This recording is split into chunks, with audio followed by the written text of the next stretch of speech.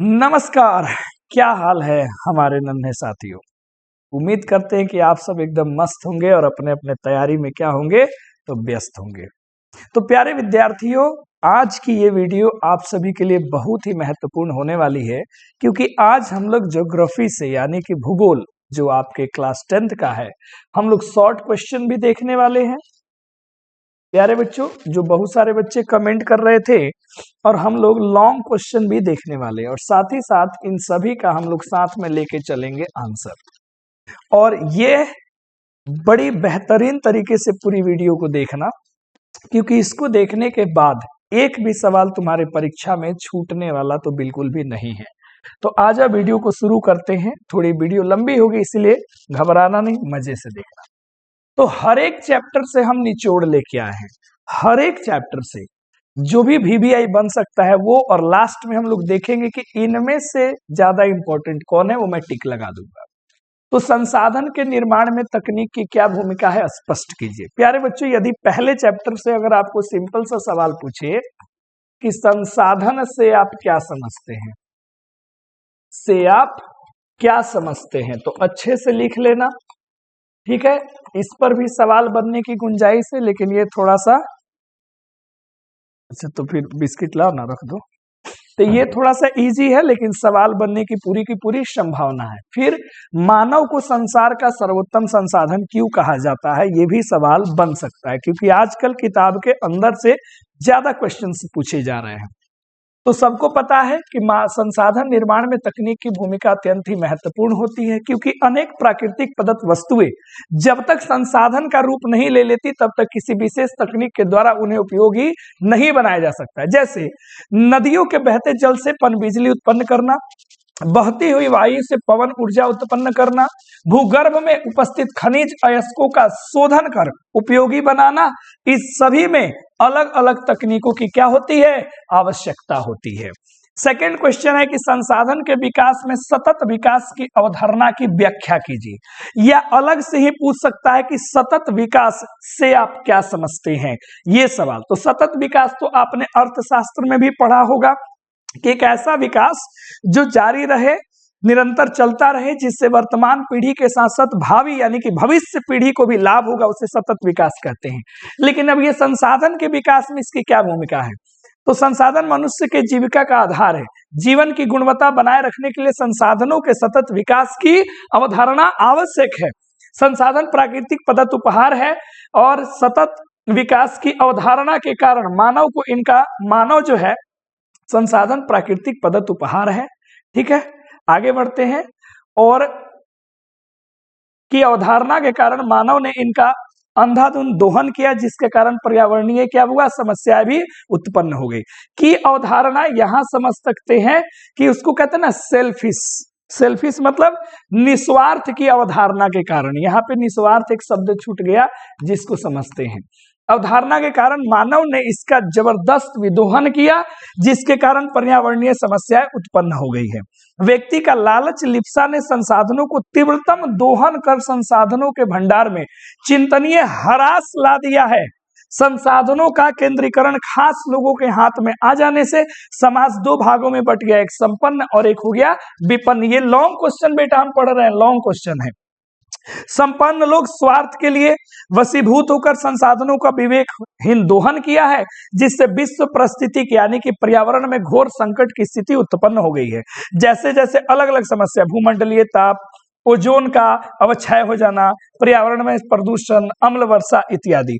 उपयुक्त परिस्थिति में निजात पाने के लिए विश्व शांति के साथ जैव जगत को गुणवत्तापूर्ण जीवन लौटाने के लिए सर्वप्रथम समाज में संसाधनों का न्याय संगत बंटवारा अपरिहार्य है, जरूरत है। अर्थात संसाधनों का नियोजित उपयोग किया जाए, इससे पर्यावरण को बिना क्षति पहुंचाए भविष्य की आवश्यकताओं को मद्देनजर वर्तमान विकास को कायम रखा जा सकता है। और ऐसी अवधारणा सतत विकास कही जाती है, जिसमें वर्तमान के विकास के साथ भविष्य भी सुरक्षित रह सकता है। यानी कि इसको लिखने के लिए सबसे पहले आप बताएं कि संसाधन कितना आवश्यक है, फिर संसाधनों को लोग अपने स्वार्थ भाव के लिए, ठीक है ना, इसमें जो है निस्वार्थ नहीं, स्वार्थ की अवधारणा से, ठीक है ना, लोगों ने इसका विदोहन करना शुरू किया। कुछ लोगों के हाथ में संसाधन चले जाने से इसका केंद्रीकरण हो गया। समाज दो हिस्सों में बंट गया, एक संपन्न तो एक विपन्न लोग हो गए, और इसका विदोहन करने से बहुत सारी पर्यावरणीय समस्याएं क्या हो गई, उत्पन्न हो गई। तो इन सभी से बचने के लिए सतत विकास की अवधारणा रखना अति आवश्यक है। इसमें क्या होता है, बिना पर्यावरण को क्षति पहुंचाए वर्तमान के साथ साथ हम भविष्य पीढ़ी को भी सुरक्षित बनाए रख सकते हैं। ये सवाल तो, और ये तो बहुत बच्चों को याद भी होगा। चलो अगला क्वेश्चन है, जलोढ़ मृदा के विस्तार वाले राज्यों के नाम बताओ और इसमें कौन कौन सी फसलें लगाई जा सकती है। अच्छा, जलोढ़ मृदा से रिलेटेड भी सवाल पूछता है कि जलोढ़ मृदा के बारे में बतावे, तो आप लिखना जलोढ़ मृदा सबसे जो है उपजाऊ मृदा होती है। बोलो कोई दिक्कत, इसको दो हिस्सों में बांटा गया, पुराना जलोढ़ और नवीन जलोढ़। अगर सवाल केवल बन जाए, सुनो ध्यान से, जलोढ़ मृदा के बारे में बताओ, जलोढ़ मृदा के बारे में बताना है, तो इसमें हमें बताना पड़ेगा सबसे पहले जलोढ़ मृदा का निर्माण कैसे होता है, उसके बाद में बताना होगा जलोढ़ मृदा कितने प्रकार के होते हैं, और नवीन जलोढ़ पुराना जलोढ़ दोनों के बारे में लिखना होगा। ये तो सवाल केवल ये था, ये किताब के बाहर का क्वेश्चन है, लेकिन अभी जो मैंने कहा वो आंतरिक सवाल है जो आने की पूरी संभावना है। अब देखो जानते हो गंगा है, सिंध नदी है, ब्रह्मपुत्र नदी है, इनके आसपास के जितने राज्य हैं वो सब जलोढ़ मृदा है, जैसे बिहार, उत्तर प्रदेश, राजस्थान, गुजरात, तमिलनाडु, कर्नाटक, असम, बंगाल इत्यादि जलोढ़ मृदा का विस्तार है। इसमें अपने यहाँ जो जो फसल तुम देखते हो जैसे गन्ना, चावल, गेहूं, मक्का, दलहन, ये सब फसलें इसमें उगाई जाती है। साथ ही ये भी रिवीजन कर लेना, जलोढ़ मृदा के बारे में बतावे तो आप कैसे उसको लिख पाएंगे। या फिर ऐसे सवाल पूछ सकता है कि जलोढ़ मृदा जो है पर लोगों का घनत्व तो अधिक होता है, ऐसा क्यों? क्योंकि इसमें उपज ज्यादा होती है, लोगों की आजीविका इससे अच्छी चलती है, इसीलिए यहाँ जनसंख्या का घनत्व तो अधिक पाया जाता है। अगला प्रश्न देखना, समोच्च कृषि से आप क्या समझते हैं, बहुत इंपॉर्टेंट है। ठीक है, तो हमने आपको अच्छे से बताया था कि पहाड़ी ढलानों पर जल के तेज बहाव से बचने के लिए सीढ़ीनुमा ढाल बनाकर की जाने वाली खेती को ही हम समुच्च कृषि कहते हैं। इसमें मृदा अपरदन को रोका जा सकता है। वही है, सीढ़ीनुमा खेती जो होती है उसी का आकार समुच्च रेखा जैसा दिखता है, तो उसी को हम लोग समुच्च कृषि कहते हैं। अगला है कि भारत के किन क्षेत्रों में नदी डेल्टा का विकास हुआ है, और डेल्टा से ही बेटा क्या बनता है, जलोढ़ मृदा। वहां की मृदा की क्या विशेषता है, तो विशेषता तो यही है कि जलोढ़ मृदा है, जनसंख्या घनत्व वहां ज्यादा पाया जाएगा, अधिक से अधिक फसलों का वहां उत्पादन होगा। तो गंगा नदी द्वारा पश्चिम बंगाल में, महानदी कृष्णा, कावेरी और गोदावरी नदियों द्वारा पूर्वी तटीय मैदान में डेल्टा का निर्माण हुआ है। इन क्षेत्रों में जलोढ़ मृदा पाई जाती है। इस मिट्टी का गठन बालू, सिल्ट और मृतिका के विभिन्न अनुपात में होता है। इसका रंग धुंधला से लेकर लालिमा लिए भूरे रंग का होता है। इसी में जोड़ लेना कि यह मृदा अत्यधिक उपजाऊ होती है। अत्यधिक क्या होती है बताओ जरा, उपजाऊ होती है, इसमें ऐड कर लेना, इससे तुम्हारा सवाल कंप्लीट हो जाएगा। ठीक है, क्लियर हो गई बात। आ जाओ, फसल चक्रण, ये तो आपने बड़ी अच्छे से पढ़ा होगा।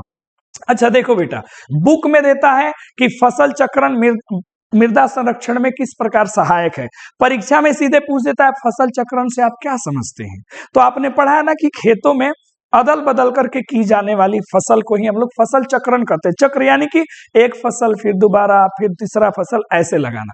इससे क्या होता है, मिट्टी की उर्वरक क्षमता बनी रहती है, जिससे मृदा अपरदन कम होता है। देखो, दो धान्य फसलों के बीच एक दलहन की फसल को उगाना फसल चक्रण कहलाता है, ये भी याद कर सकते हैं। इसके द्वारा मृदा के पोषणीय स्तर को बरकरार रखा जा सकता है, क्योंकि दलहनी पौधों की जड़ों में नाइट्रोजन स्थितिकरण की जीवाणु पाए जाते हैं। तो आपने क्लास में सीखा ही है कि दाल वाली जितने भी फसल लगाए जाते हैं वो नाइट्रोजन लेता है, और वो जो है जमीन में नाइट्रोजन गैस जाता है, तो जमीन की उर्वरक क्षमता क्या होती है, बढ़ती है। चलो जी आगे बढ़ते हैं। अगले क्वेश्चन को देखो, जलाक्रांतता कैसे उपस्थित होता है और मृदा अपरदन में इसकी क्या भूमिका है। जलाक्रांतता, जल का आक्रांत रूप को हम कहते हैं जलाक्रांतता। तो अतिक सिंचाई से जलाक्रांतता की समस्या पैदा होती है। आप पढ़े हैं बिल्कुल, पंजाब, हरियाणा और पश्चिमी उत्तर प्रदेश में भूमि का निम्नीकरण हुआ है। इसमें मृदा में दो गुण कौन कौन, लवणीय और बेटा क्षारीय गुण बढ़ जाता है, जो भूमि के निम्नीकरण के लिए उत्तरदायी होता है। इसमें मृदा की उर्वरक शक्ति घटते जाती है और भूमि धीरे धीरे क्या हो जाता है, बंजर हो जाता है। जलाक्रांता एक बड़ी समस्या है जो मृदा अपरदन में महत्वपूर्ण भूमिका निभाती है या अदा करती है। बोलो कोई दिक्कत परेशानी दुख दर्द तकलीफ नहीं। फसल चक्र मृदा संरक्षण में किस प्रकार सहायक है, तो यही सवाल रिपीट हो गया। ये वाला सवाल देखो कितना इंपॉर्टेंट है। बहुउद्देशीय परियोजना, यहां से दो सवाल बनता है। एक कि बहुउद्देशीय परियोजना से आप क्या समझते हो, दूसरा बनता है कि नदी घाटी परियोजना को बहुउद्देशीय परियोजना क्यों कहा जाता है। तो बहुउद्देश्य एक ऐसी योजना, एक ऐसी परियोजना जिसका एक उद्देश्य ना होकर के एक से अधिक उद्देश्य हो, उस परियोजना को बहुउद्देशीय परियोजना कहते हैं। क्लियर हो गया। जैसे नदी घाटी परियोजना, उसी को यहाँ पर लिखा गया है कि इससे क्या क्या, जैसे नदी घाटी परियोजना में आप जल से विद्युत निर्माण कर सकते हैं, कृषि के लिए जल का इस्तेमाल करते हैं, जल क्रीड़ा कर सकते हैं, मछली पालन कर सकते हैं इत्यादि। तो इसीलिए बहुउद्देशीय परियोजना वैसी परियोजना जिसके द्वारा कई उद्देश्यों जैसे बाढ़ नियंत्रण, मृदा अपरदन पर रोक, पेयजल सिंचाई हेतु जलापूर्ति, विद्युत उत्पादन, मत्स्य पालन, जल कृषि, वन्य जीव संरक्षण, पर्यटन की पूर्ति एक साथ हो, उसे हम क्या कहते हैं, बहुउद्देशीय परियोजना है। क्लियर हो गए प्यारे बच्चों। चलो बढ़ते हैं आगे। जानते हैं, देखिए एक तो भूगोल देखने में मोटा बुक है और उसमें इतने सारे यूनिट है कि बहुत सारे बच्चे तो उसको देखते भी नहीं है। हिस्ट्री पढ़ लेते हैं, इकोनॉमिक्स सबसे इजी है, फिर पॉलिटी में जाके फंस जाते हैं। तो प्यारे साथियों, इसलिए मैंने ज्योग्राफी को पहले हिस्ट्री करा दिया, फिर हमने करा ज्योग्राफी। तो जो बच्चे ने हिस्ट्री नहीं देखा ना, वो जाकर के प्लेलिस्ट में चेक करो और पूरी हिस्ट्री आप देख लो कंप्लीट। उसमें मैंने इंपॉर्टेंट क्वेश्चन वो क्वेश्चंस बताए हैं जो बुक में है नहीं लेकिन एग्जाम में पूछा हुआ है, तो आप अच्छे से देखना, है ना। अब देखो, अंतर्राज्यीय जल विवाद याद आया कुछ, हमने पढ़ाया होगा। जल एक व्यापक उपयोगिता वाला संसाधन है, ठीक है, और सभी के लिए क्या है, आवश्यक है। अतः अपनी अपनी आवश्यकताओं की पूर्ति हेतु अधिक से अधिक जल प्राप्त करना, अर्थात जल का बंटवारा ही विवाद का क्या है, कारण है। हमने बताया था कि यहाँ नदी है जी, बह करके गई, इधर वाला क्षेत्र ज्यादा यूज कर लिया, इसको कम मिलेगा तो दोनों में विवाद हो जाएगा। भारत के कर्नाटक तमिलनाडु के बीच कावेरी नदी के जल बंटवारे का विवाद काफी क्या है, पुराना है। तो ये बच्चे ध्यान से देख लो। अगला क्वेश्चन है, भारत की नदियों के प्रदूषण के कारणों का वर्णन करें। ये क्वेश्चन तो आप आराम से लिख सकते हो। कैसे नदियों का जल प्रदूषित होता है, बढ़ती आबादी, जीवन शैली, मल जल का नदियों में निस्तारण, धार्मिक अनुष्ठान, अंधविश्वास, औद्योगिक अवशिष्टों का नदियों में निस्तारण, शवों का विसर्जन, ये सारा चीज आप लिख सकते हैं। ये तो बड़ा आसान क्वेश्चन हो गया, है ना। अगला क्वेश्चन देखो ध्यान से, हरित क्रांति से आप क्या समझते हो, बड़ी VBI है जी। आपको मैंने पढ़ाया था MS धोनी नहीं, MS स्वामीनाथन जो है वो हरित क्रांति 1965 में लेकर के आए थे भारत में, है ना। इसमें क्या है, आधुनिक कृषि प्रणाली जैसे उन्नत बीज, खाद, उर्वरक का प्रयोग, सुनिश्चित जलापूर्ति की व्यवस्था के द्वारा कृषि में क्रांतिकारी विकास को ही क्या कहते हैं, हरित क्रांति। इतना VBI है कि परीक्षा में ये पक्का पूछ सकता है। हरित क्रांति कहा जाता है, हमारे देश में इसकी शुरुआत 1960 में, माफ करेंगे 1960 में हुई।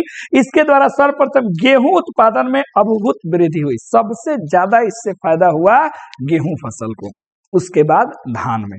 तो जो पंजाब हरियाणा वाला क्षेत्र है, उत्तर प्रदेश वाला क्षेत्र है, वहां हरित क्रांति के द्वारा बड़ा ज्यादा फायदा हुआ। अच्छा, इसी में कुछ एग्जाम्पल पूछ देता है, जैसे श्वेत क्रांति किससे संबंधित है, ऑब्जेक्टिव में आ जाता है। तो श्वेत क्रांति सबको पता है, दूध से, किससे हुआ, दूध से, है ना। उसी प्रकार हमने आपको नीली क्रांति पढ़ाया, मछली उत्पादन से।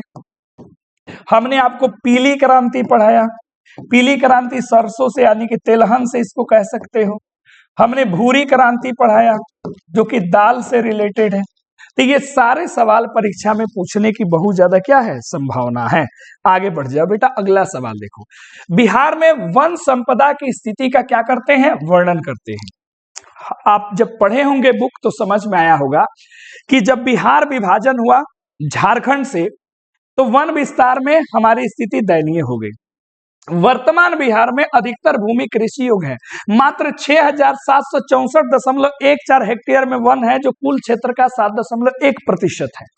38 जिलों में 17 जिलों से वन क्षेत्र समाप्त हो गया है। कुछ जिले जैसे पश्चिमी चंपारण, मुंगेर, बांका, जमुई, नवादा, नालंदा, गया, रोहतास, कैमूर, औरंगाबाद वन की स्थिति बेहतर है, जिसका कुल क्षेत्रफल लगभग कितना है, 3700 वर्ग किलोमीटर है। शेष अवक्रमित वन क्षेत्र है और वन के नाम पर झाड़ और झुरमुट बच गए हैं।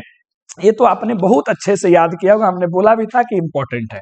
आगे बढ़ते हैं, वन विनाश के कारक लिखो। तो ये आपको स्वयं हमने तो बता दिया, कृषिगत भूमि के विस्तार से वन का विनाश होता है, नदी घाटी परियोजना से वन का विनाश हो रहा है, पशु चारण ईंधन के उपयोग के लिए लकड़ियों से हो रहा है। पर्यावरण विशेषज्ञों के अनुसार भारत के कई क्षेत्रों में वाणिज्य की दृष्टि से एकल वृक्षारोपण, पेड़ों की दूसरी प्रजाति नष्ट हो गई, जैसे सागवान के एकल रोपण से दक्षिण भारत में अन्य प्राकृतिक वन बर्बाद हो गए।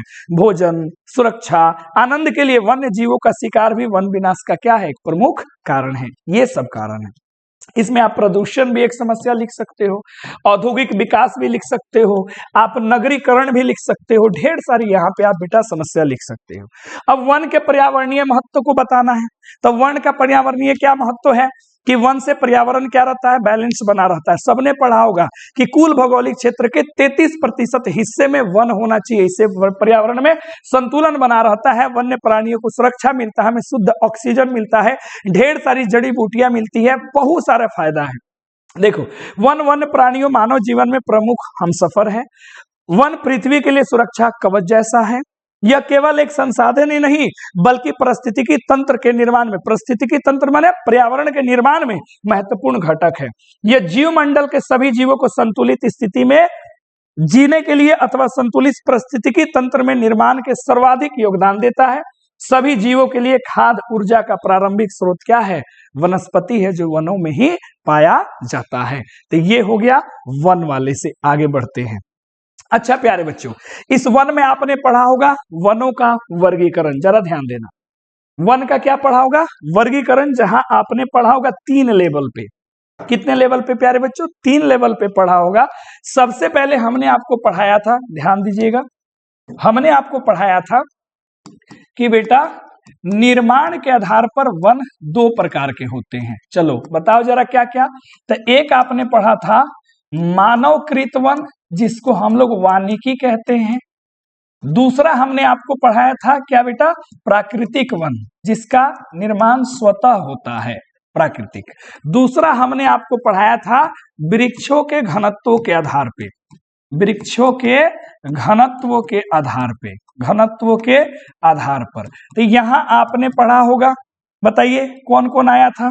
तो यहां आपने पढ़ा था कि गुरुजी अत्यंत सघन वन, अत्यंत सघन वन आपने पढ़ा। फिर आपने पढ़ा गुरुजी सघन वन, ठीक है जी, बोलो जी कोई दिक्कत। फिर इसमें पढ़ा आपने खुले वन, फिर आपने पढ़ा झाड़िया, झाड़ी वन यानी कि झाड़िया वाला वन, और लास्ट में आपने पढ़ा तटीय वन या मैग्रोज वन। ये आपको पढ़ाया गया है। फिर तीसरे लेवल पे जब प्यारे बच्चों आप गए थे, आपको प्रशासकीय लेवल पे आपको पढ़ाया गया था, या सुरक्षा के दृष्टि से। तो इसमें आपको 3 पढ़ाए गए होंगे, जरा याद करो पुरानी बातें। इसमें 3 पढ़ाया गया होगा। एक पढ़ाया गया होगा आरक्षित वन, ध्यान दे दो, आरक्षित वन। दूसरा पढ़ाया गया था रक्षित वन, और तीसरा पढ़ाया गया था, बताओ जरा जी, अवर्गीकृत वन, अवर्गीकृत वन। ठीक है, तो यहां से भी सवाल पूछ सकते हैं। और बताओ, अगर बात करें भारत में सबसे ज्यादा वन किस राज्य में है, तो बेटा नाम में आता है मध्य प्रदेश, जहां 75% जो है ना वन पाया जाता है, सबसे ज्यादा यहाँ पे। ये राज्य में अगर पूरे भारत में बात करें कहाँ है, तो अंडमान निकोबार द्वीप समूह में, जहां 90% से अधिक मात्रा में वन है। तब पूरे भारत में पूछे अंडमान निकोबार ऑप्शन में हो तो टिक लगाइयो। अगर तुमसे पूछे क्या कि राज्य में, तो मध्य प्रदेश। उम्मीद है रिवीजन तगड़ी हो गई होगी। अब चिपको आंदोलन, बताओ जी, VVI नहीं है का, महा VVI है। अब ये चिपको आंदोलन समझते हैं क्या है। उत्तर प्रदेश टेहरी गढ़वाल, अच्छा उत्तर प्रदेश, उत्तराखंड, आज वो उत्तराखंड हो गया है। तो अगर उत्तराखंड भी लिखोगे तो सही होगा। डेहरी गढ़वाल पर्वतीय जिले में सुंदरलाल बहुगुणा के नेतृत्व में अनपढ़ जनजातीय द्वारा 72 में एक आंदोलन हुआ जिसे चिपको आंदोलन कहा जाता है। इस आंदोलन में स्थानीय लोग ठेकेदार को हरे भरे पौधों को काटते देख उसे बचाने के लिए अपने आगोश में, अपने बाहों में पौधों को घेर कर उसकी रक्षा करते थे। इसे कई देशों में क्या किया गया? स्वीकारा गया। ये तो महाभिवी है, सोचना भी नहीं है। कैंसर रोग के उपचार में वन का क्या योगदान है बताओ? पढ़ाए थे। हिमालय या चीड़ जिसके छाल, टहनियों, पत्तियों से टैक्सोल नाम का रसायन निकलता है, वही चीज है ना। हिमालय और चीड़ प्रकार का सादा वृक्ष टेक्सस बेंटेका एवं टी ब्रिहीफोलिया, आप सदाबहार वृक्ष, बस इतना ही याद रखना, ही छोड़ दो। एक औषधीय पौधा है जो हिमालय और अरुणाचल प्रदेश के कई क्षेत्रों में पाया जाता है। चीड़ की छाल, पत्ती, टहनी और जड़ों से टैक्सोल नामक रसायन निकला जाता है। इससे कैंसर रोधी औषधि बनाई जाती है और यह विश्व में सबसे अधिक बिकने वाली कैंसर की दवा है। याद रहेगा? बहुत बढ़िया। आगे बढ़ते हैं। खनिजों की विशेषता को लिखिए। तो खनिजों की क्या विशेषता है प्यारे बच्चों? एक एक सवाल जो है ना वो आपके एग्जाम के लिए महत्वपूर्ण, और इससे पूरा ज्योग्राफी आपका रिवीजन हो गया। कंप्लीट हम रिवीजन भी करा दे रहे हैं। खनिजों का वितरण असमान होता है। क्लियर है? एक जगह खनिज कोई ज्यादा है तो दूसरी जगह कम है। अधिक गुणवत्ता वाले खनिज कम और कम गुणवत्ता वाले खनिज क्या है? ज्यादा है। खनिज समाप्य संसाधन है। समाप्य माने वो संसाधन जो एक बार यूज किया फिर दोबारा यूज न कर सके, एक बार उपयोग करने के बाद पुनः उपयोग नहीं किया जा सकता, अतः इसके संरक्षण की परम क्या है? आवश्यकता है। चलो क्लियर होगी बात? किसी को कोई दिक्कत परेशानी नहीं ना हुई? चलो आगे देखते हैं। अगले क्वेश्चन पे आते हैं प्यारे बच्चों। खनिजों की मुख्य विशेषता, यही चीज आ गया, क्वेश्चन रिपीट हो गया।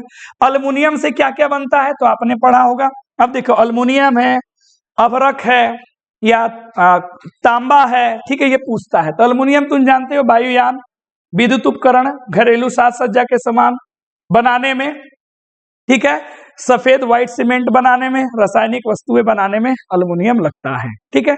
अभ्रक का उपयोग इलेक्ट्रॉनिक उद्योग में, आयुर्वेदिक दवाओं के उत्पादन में, विद्युत रोधक होने के कारण विद्युत उपकरण बनाने में। लेकिन ऐसे परीक्षा में मत लिखना, एकदम लिखना कि अल्युमिनियम का बहुयामी उपयोग है। इसके कुछ प्रमुख उपयोग इस प्रकार है। अभ्रक का उपयोग प्राचीन काल में औषधि बनाने में किया जाता था, हमने लिखाया है, या सीधे लिखना अभ्रक का कुछ मुख्य उपयोग इस प्रकार है और लिख देना नीचे। धात्विक और अधात्विक खनिज में क्या अंतर है? तो ये आप चार्ट याद रखना।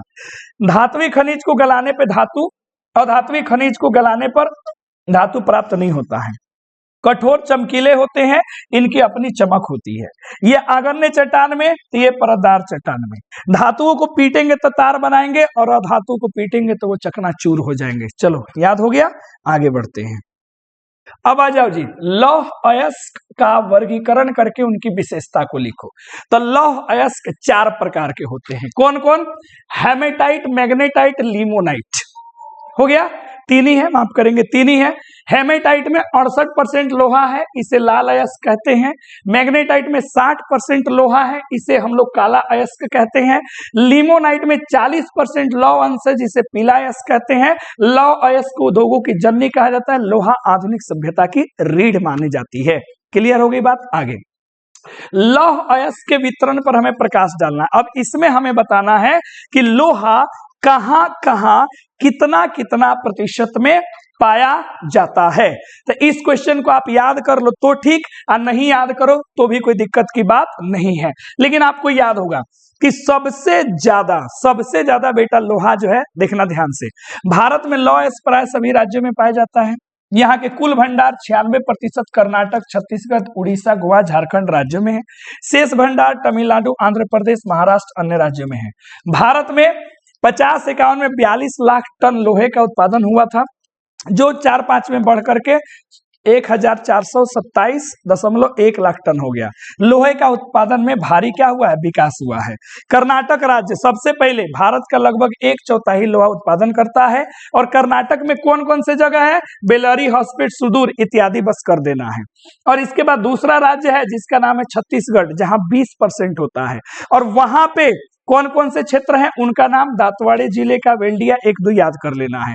फिर तीसरा है उड़ीसा, जहां 19% होता है, और यहां भी आपको कुछ क्षेत्रों के नाम याद कर लेने हैं। फिर चौथा में है गोवा, ठीक है, 4 और 5 आपको कम से कम लिखना पड़ेगा। पूरा हम बेटा नहीं पढ़ रहे हैं, आप इसका स्क्रीनशॉट ले लो, आप खुद पढ़ लेना, कोई दिक्कत नहीं है, नहीं तो थोड़ा सा टाइम लग जाएगा।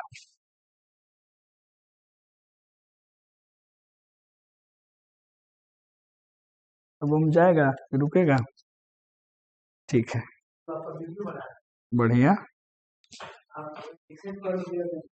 अच्छा, चलो भैया, पारंपरिक और गैर पारंपरिक ऊर्जा स्रोत के 3 उदाहरण दे दो। ये तो बड़ा आसान है। पारंपरिक ऊर्जा स्रोत में कौन हो गया? कोयला, पेट्रोलियम, प्राकृतिक गैस, लकड़ी इत्यादि। गैर पारंपरिक स्रोत में क्या? बायोगैस, सौर ऊर्जा, पवन ऊर्जा, ज्वारीय ऊर्जा, तरंग ऊर्जा, भूतापीय ऊर्जा, जैव ऊर्जा। क्लियर हो गया? पेट्रोलियम से कौन कौन सी वस्तु बनती है? तो पेट्रोलियम से ढेर सारी वस्तुएं बनाई जाती है, जिसमें गैसोलीन, डीजल, किरासन तेल, स्नेहक, कीटनाशक दवाएं, पेट्रोलियम साबुन, कृत्रिम रेशा, प्लास्टिक इत्यादि। ऐसे परीक्षा में मत छापना। पेट्रोलियम से बनने वाली वस्तुएं इस प्रकार हैं, और फिर ऐसे लिखना। सागर सम्राट क्या है? महाभिव्ययी है, कई बारी पूछ ले हैं।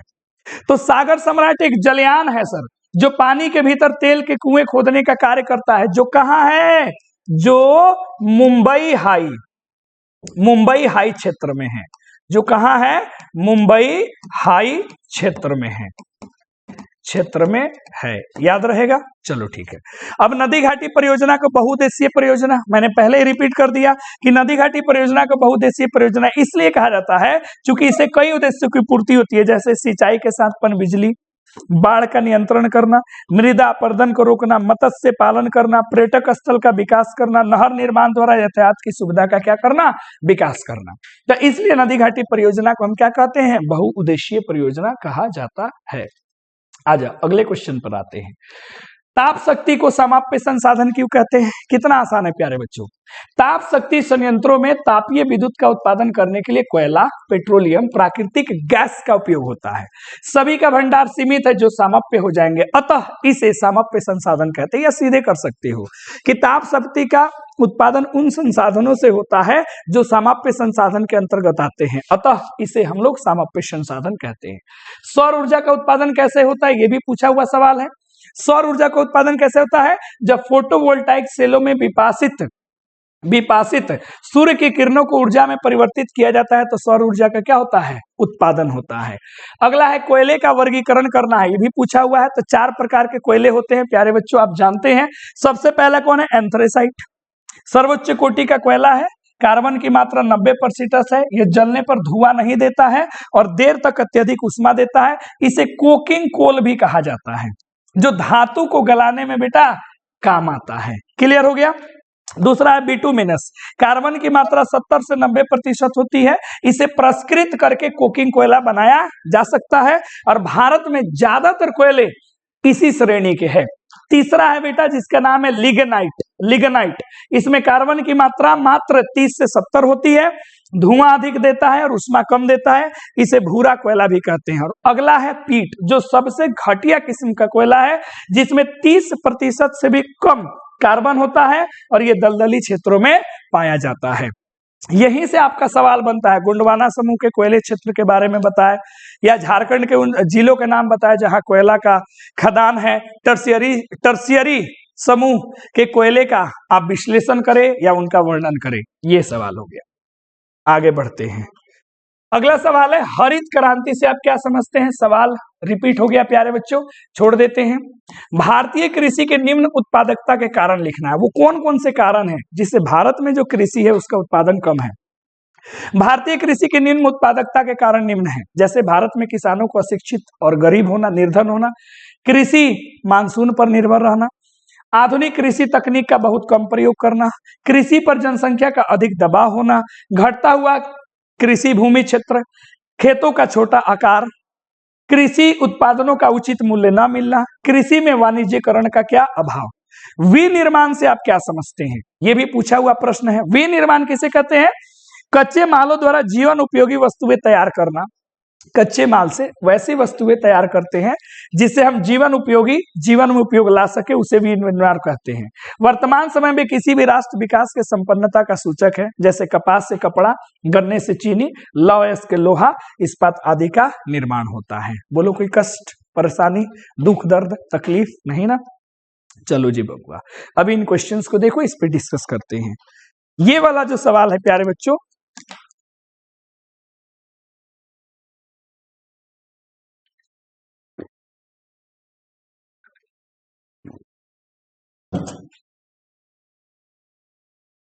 अब तो नहीं, पानी पी लिया,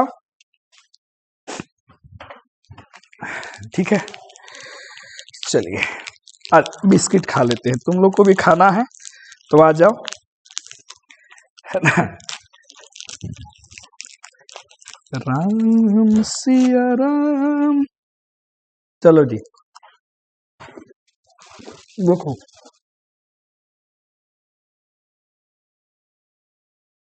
पढ़ो, सवाल पढ़ो।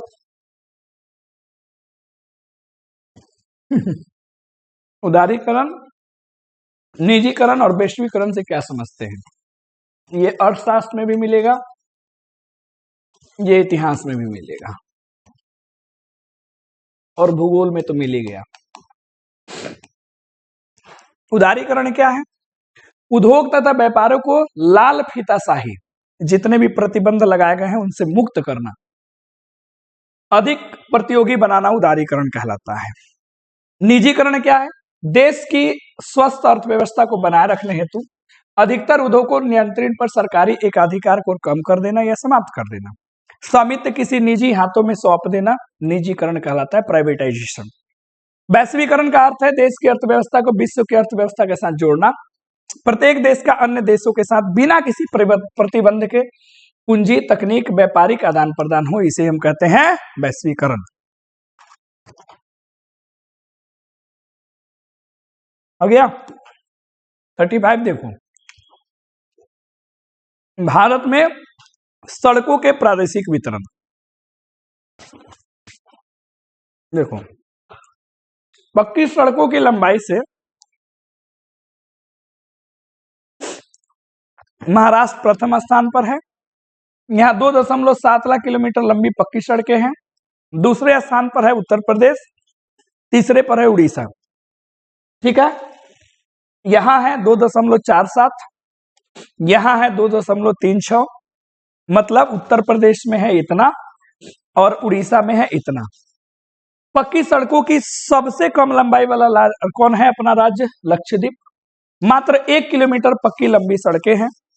सड़कों का घनत्व की दृष्टि से देखें तो केरल को पहला, गोवा को दूसरा और उड़ीसा को तीसरा स्थान है। उत्तर भारत में सड़कों का सर्वाधिक घनत्व पंजाब में है, इसके बाद उत्तर प्रदेश, फिर पश्चिम बंगाल का स्थान आता है। उत्तरी पूर्वी राज्य में त्रिपुरा प्रथम स्थान पर है, नागालैंड दूसरे स्थान पर है। पूरे देश में सड़कों का सर्वाधिक घनत्व कहाँ है? दिल्ली में है, ठीक है। कहाँ है? दिल्ली में है। एकदम सवाल ऐसे दौड़ के आएगा, जंप करके आएगा, एक कुछ छूटेगा ही नहीं। भारतीय रेल परिवहन की कुछ प्रमुख विशेषताओं का उल्लेख करें तो पहला विशेषता क्या है? 2 बड़े शहरों महानगरों के बीच तेजी से चलने के लिए राजधानी और शताब्दी एक्सप्रेस चलाया जाता है। माल ढुलाई के लिए प्राइवेट कंटेनर वैगन मालगाड़ियां चलाई जाती हैं। ट्रेनों की दुर्घटना से रोकने के लिए इंजन में एसईडी की व्यवस्था है। 1 अगस्त 1947 से रेल मंत्रालय ने यात्री बीमा योजना शुरू कर दी। कोलकाता दिल्ली में मेट्रो रेल के तहत भूमिगत रेलवे। गोवा, महाराष्ट्र, केरल, कर्नाटक के बीच 760 किलोमीटर कोकण रेल परियोजना के तहत रेल चलाई जा रही है। इसी मार्ग पर देश की सबसे लंबी सुरंग 6.5 किलोमीटर रत्नागिरी पर्वत के निकट है। राजस्थान में बेटा शाही रेलगाड़ी पैलेस ऑन व्हील के नाम से, महाराष्ट्र में डिक्कन ओडेसी रेलगाड़ी चलाई जा रही है। पर्वतीय भाग में पर्यटकों को स्थलों पर पहुंचाने, मनोरंजन के लिए नैरोगेज छोटी छोटी ट्रेनें चलाई जाती है ना। इनमें जैसे शिमला, ऊटी, माउंट आबू, दार्जिलिंग में रेल सेवाएं हैं। एशिया की सबसे बड़ी और विश्व की तीसरी रेल प्रणाली है। विश्व की सबसे अधिक विद्युतीकृत रेल रूस के बाद कहाँ है? भारत में है, यानी कि इलेक्ट्रिक इंजन, ठीक है। चलो अगला क्वेश्चन देखते हैं।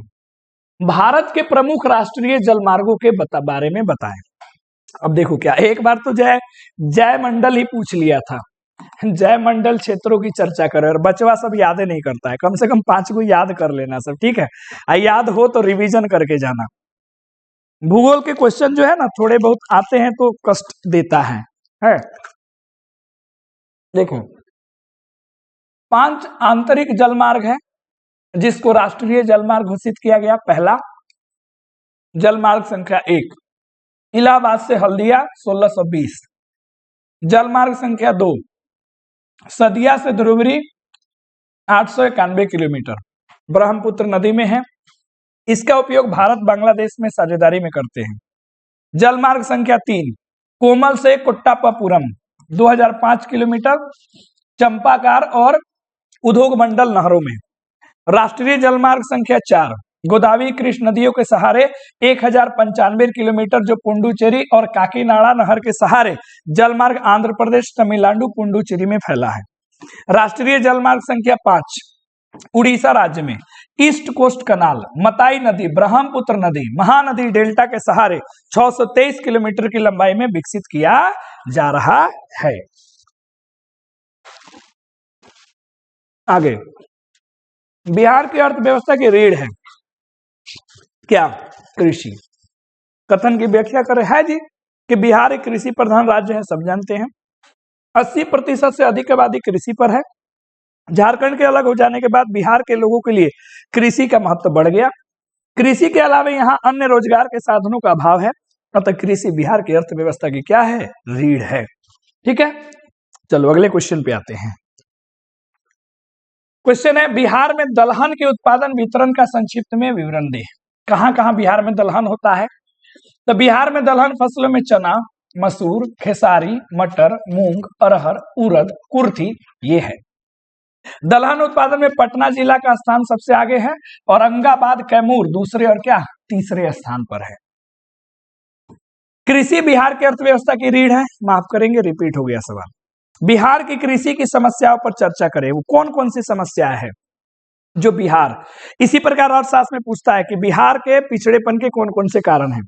कृषि प्रधान राज्य है जहां 80% आबादी कृषि पर निर्भर है। झारखंड से अलग होने के बाद बिहार के लोगों के लिए कृषि का महत्व अधिक बढ़ गया है। कृषि की निम्नलिखित समस्या है, जैसे परंपरागत तरीका, किसानों का अशिक्षित होना, पूंजी का अभाव होना, खेतों का दूर दूर होना, खेतों का छोटा होना, सिंचाई की समस्या, मानसून पर निर्भर होना, उन्नत बीज, उन्नत कृषि तकनीक का अभाव, उन्नत व्यवस्था के अनुरूप कृषि कार्य न करना, यातायात के साधनों का अभाव, जनसंख्या का कृषि पर बढ़ता बोझ, लोगों में एकता का अभाव, रूढ़िवादिता, ढेर सारे कारण हैं। ये तो आप आराम से लिख सकते हो। चलो अगले क्वेश्चन पे आते हैं। औद्योगिक विकास हेतु बियाडा, ये पूछ ले है, इस पर किसी का ध्यान ही नहीं जाता है ना। वो सारे सवाल जो वन विनाश के कारण है ये सब तो पूछते ही हैं। चिपको आंदोलन, सागर सम्राट, VVI है, ये सब ऐसे क्वेश्चन है जो बार बार आते हैं। बिहार औद्योगिक क्षेत्र विकास प्राधिकार बियाडा, औद्योगिक विकास हेतु साहसी कदम उठाए गए हैं। उसमें मुख्य बात यह है कि 2006-07 में 1720.45 करोड़ रुपए परियोजना लागत वाली 15 इकाई को जमीन दी गई, 15 फैक्ट्री को जमीन दी गई। विपरीत, इसके विपरीत इस साल यानी कि 2008 की बात हो रही थी कि 4218.62 करोड़ निवेश वाली 627 नई कंपनियों को जमीन दी गई। बियाडा ने नई इकाइयों को 24 घंटे में जमीन आवंटन की व्यवस्था कर दी। पहले जो सरकार थी ना, किसी को कंपनी लगाना होता था तो जमीन जल्दी आवंटन नहीं कर पाता था सरकार, तब बियाडा बनाया गया और बियाडा ने इस काम को क्या किया, आसान कर दिया। उत्तर बिहार के रेल मार्ग की विवेचना करें। उत्तर बिहार में रेल मार्ग काफी विकास है। मध्य पूर्व रेलवे का कार्यालय उत्तर बिहार के हाजीपुर में है। रेलवे जोन पता है ना आपको, उस रेलवे जोन से ऑब्जेक्टिव पूछ लेता है कि किसका जो है मुख्यालय कहाँ है, जैसे मध्य पूर्व रेलवे का हाजीपुर में है। कितने रेलवे जोन है ये देख लेना। 75 ईस्वी में ही मोकामा के पास राजेंद्र सेतु का निर्माण किया गया था जो उत्तरी और दक्षिणी बिहार को जोड़ता है। हाजीपुर जंक्शन से होते हुए कई लंबी दूरी की रेलगाड़ियां भी चल रही हैं। दीघा सोनपुर के बीच गंगा पर रेल पुल का निर्माण अभी कार्य चल रहा है जो अब बन चुका है। बिहार की जनसंख्या हर जगह एक समान नहीं है, इसके बारे में क्या विचार है? सही बात है कि बिहार यहाँ जनसंख्या के असमान वितरण का मुख्य कारण है आर्थिक, सामाजिक परिवेश और भौतिक विविधता। अलग अलग प्रकार के लोग रहते हैं, संस्कृति उनकी अलग है, अलग प्रकार की मिट्टी पाई जाती है, इसलिए जनसंख्या सब जगह एक समान नहीं है। जहां भी धरातल समतल जलोढ़ और मैदानी है वहां आबादी घनी है, होगी। कृषि कार्य प्रति व्यक्ति आय ज्यादा है, वहां जनसंख्या क्या है, अधिक है। मध्य युग में बिहार में नगरों का विकास किस प्रकार हुआ? मध्यकाल में नगरों का विकास सड़कों के विकास प्रशासनिक कारणों से हुआ। ऐसे नगरों में कौन कौन था? सासाराम, दरभंगा, पूर्णिया, छपरा और सिवान था। ठीक है, चलो आगे बढ़ते हैं, अगले प्रश्न पे आते हैं। अगला क्वेश्चन देखना ध्यान से। तल चिन्ह और स्थानिक ऊंचाई में क्या अंतर है? VVI ये मानचित्र का सवाल है, इसमें सब कुछ है प्यारे बच्चों, आपदा वगैरह जितना तुम है ना सब हम डाल दिए हैं कि मस्त रहो। तल चिन्ह वास्तविक सर्वेक्षण के द्वारा भवनों, पुष्पों, खंभों, पत्थरों जैसी अस्थायी वस्तुओं पर समुद्र तल से मापी गई ऊंचाई को प्रदर्शित करने वाले चिन्ह को तल चिन्ह कहते हैं। और मानचित्र पर ऐसे ऊंचाई को प्रदर्शित करने के लिए ऊंचाई को फीट अथवा मीटर में एक इकाई में लिखा जाता है। स्थानिक ऊंचाई तल चिन्ह की सहायता से किसी भी विशेष स्थान की मापी गई ऊंचाई को स्थानिक ऊंचाई कहा जाता है। इस विधि के द्वारा मानचित्र में विभिन्न स्थानों की ऊंचाई मापी जाती है, जिसे संख्या में लिखी जाती है। समोच्च रेखा से आप क्या समझते हो बेटा? तो ये कल्पित रेखाएं होती हैं, कल्पित रेखाएं जो मानचित्र पर स्थिति उन सभी स्थानों को मिलती है जहां ऊंचाई समुद्र तल से समान हो, समोच्च रेखाएं कहलाती है। इन समोच्च रेखाओं को बादामी रंग से दिखाया जाता है। इसका प्रतिपादन एक डच अभियंता जिसका नाम था एन क्रूइस ने 1730 में किया था। फिर पूछता स्तर रंजन क्या है? तो भू आकृतियों का प्रदर्शन मानचित्र पर अलग अलग रंगों से किया जाता है, उसे स्तर रंजन कहते हैं। जैसे समुद्र को, जलीय भाग को नीले रंग से, मैदान को हरे रंग से, पर्वतों को बादामी रंग से, ऊंची जमीन को भूरे रंग से किया जाता है। जो मानचित्र पे अलग अलग कलरफुल आप देखते हैं ना, उसी को हम लोग स्तर रंजन के नाम से जानते हैं। आ जाओ, अब अगले क्वेश्चन पे आते हैं। क्वेश्चन क्या है? समोच्च रेखा क्या है? विभिन्न प्रकार के ढालों को प्रदर्शित किया जाता है। तो समोच्च रेखा क्या है हमने अभी पढ़ाया, और इसके द्वारा विभिन्न प्रकार के ढालों का प्रदर्शित किस प्रकार किया जाता है तो पूरा डिटेल है। अलग कैसे? देखो, विभिन्न पठार के उच्चवाच को प्रदर्शित करने के लिए समोच्च रेखा खींचने या बनाने का प्रारूप अलग अलग होता है। समोच्च रेखा द्वारा ढाल का प्रदर्शन सरलता पूर्वक किया जाता है, जिसका विवरण निम्न है। क्या? एक समान ढाल को दिखाने के लिए समोच्च रेखाओं को समान दूरी पर, गड़ी ढाल को दिखाने के लिए समोच्च रेखा को पास पास, जबकि मंद ढाल के लिए रेखा को दूर दूर। जब किसी मानचित्र में अधिक ऊंचाई समोच्च रेखाओं पास पास और कम ऊंचाई की समोच्च रेखाएं दूर दूर होती है, तो समझ जाना चाहिए कि इन समोच्च रेखाओं का समूह अवतल ढाल प्रदर्शित कर रहा है। इसके विपरीत स्थिल उत्तल ढाल का प्रतिनिधित्व करता है। सीढ़ीनुमा ढाल के समोच्च रेखा अंतराल पर, परंतु 2 या 3 रेखाएं एक साथ जोड़ करके बनाई जाती है। आपदा प्रबंधन प्यारे बच्चों, इसमें जो हमसे हैसुअर विधि के बारे में पूछता है, हमने आपको पढ़ाया था। हैसुअर विधि इंपॉर्टेंट है, ठीक है, उसको आप देख लीजिएगा जरूर। आपदा प्रबंधन, अब हम लोग पहुंच गए कहां बेटा? आपदा में। तो आपदा में हेम रेडियो, ठीक है ना, उसको देख लेना, इसमें मेरे से छूट गया। हेम रेडियो पक्का पढ़ के जाना। आपदा प्रबंधन की आवश्यकता क्यों है? या बाढ़ से सुरक्षा, सुनामी, भूकंप, यही सब आता है। इंफ्रारेड कैमरा है ना, वो पूछता है MCQ में। आपदा अपने आप में एक ऐसा शब्द है जो प्राणी जगत को दहला देता है। वह जब आती है तो प्रलय का दृश्य उपस्थित हो जाता है, इसलिए इसका प्रबंधन क्या है? आवश्यक है। आपदा से न केवल विकास का कार्य रुक जाता है, अवरुद्ध हो जाता है, बल्कि विकास कार्यों में कई विघ्न भी उपस्थित हो जाते हैं। राष्ट्रीय स्तर पर आपदा से न राष्ट्रीय स्तर पर तथा राज्य पर आपदा प्रबंधन की व्यवस्था नहीं की गई, लेकिन इससे कुछ त्रुटियां भी है, इसमें कुछ त्रुटियां भी है। उत्तर बिहार के लोग कोसी का विनाश को अंगीकार कर लिया और सामूहिक सहयोग से इससे बचते रहे। सुखाड़ के प्रबंधन हेतु सामूहिक सहयोग से कुएं की खुदाई, तालाब की खुदाई कर इससे बचने के उपाय खोजते रहे। भूकंप, सुनामी के लिए भी प्रबंधन की क्या है? आवश्यकता है। प्रबंधन नहीं करेंगे तो फिर मानव सभ्यता समाप्त हो जाएगा। बाढ़ से सुरक्षा के अपनाई जाने वाली सावधानियां, बाढ़ से हम कैसे बचेंगे आप सब जानते हैं। क्या क्या करना है? तो बाढ़ की स्थिति कैसे उत्पन्न होती है पता ही है आपको। जब वर्षा होती है तो उससे नदियों का जल स्तर बढ़ जाता है, जिससे बाढ़ की स्थिति उत्पन्न होती है।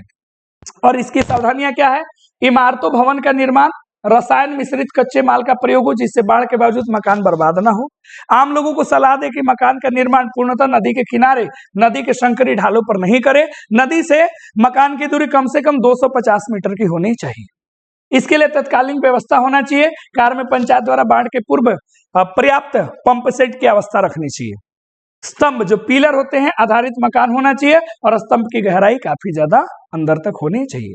सुखाड़ के कारण हमें बताना है और इससे बचने के हमें क्या बताने हैं, उपाय बताने हैं।